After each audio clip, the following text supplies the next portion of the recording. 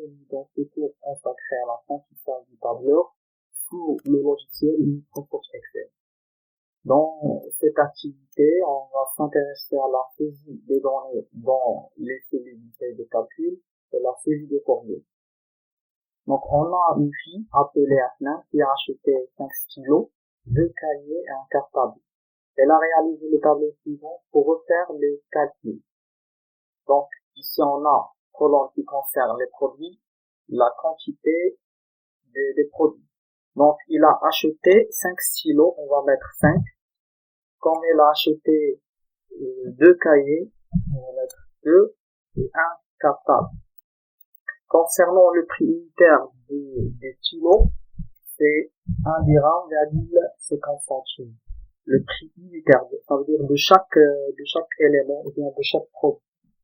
7 dirhams,35 centimes.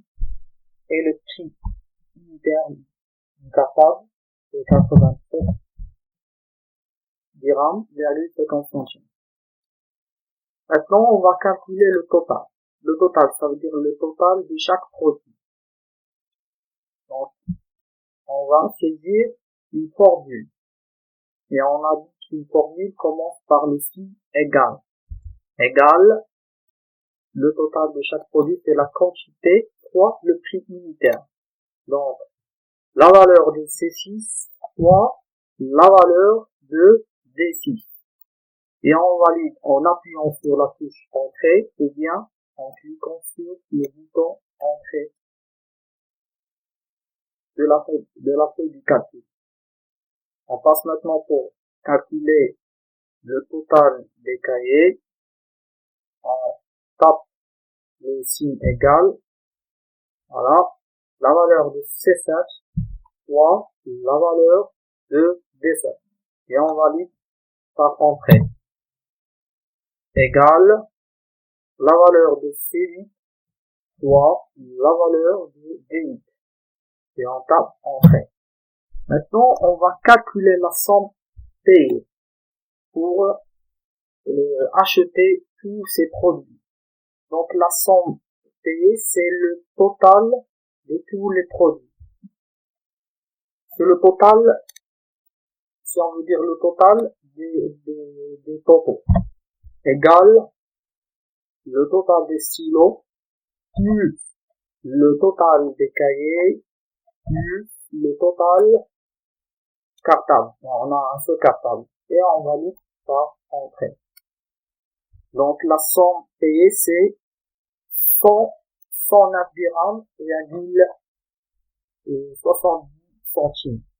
Ici, comme vous verrez, le texte n'est pas visible entièrement. On doit augmenter la largeur de la colonne T. Donc, on place le curseur, on presse le bouton gauche et glisse vers la droite. Maintenant, le texte est visible entièrement.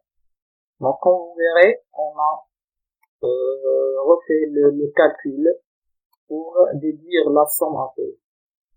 Ici, comme vous verrez, on a inséré ces formules. Donc, il existe une autre méthode. On va supprimer cette formule. On appuie sur la touche suppression du clavier.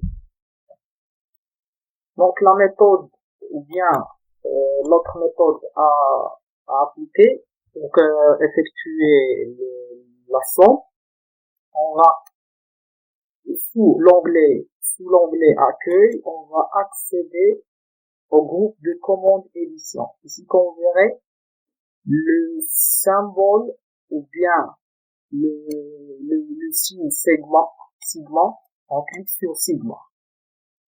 Voilà.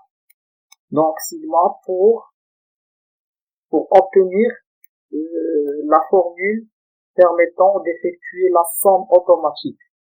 Et on sélectionne déjà, les valeurs sont sélectionnées automatiquement. Sinon, j'efface et je sélectionne. Donc, comme vous verrez, ici, somme entre parenthèses E6 de point E8, ça veut dire calculer la somme des valeurs stockées dans les cellules allant de E6 jusqu'à la cellule E8. Et on valide par entrée. Donc, comme vous verrez, on a trouvé le même résultat, mais d'une façon différente.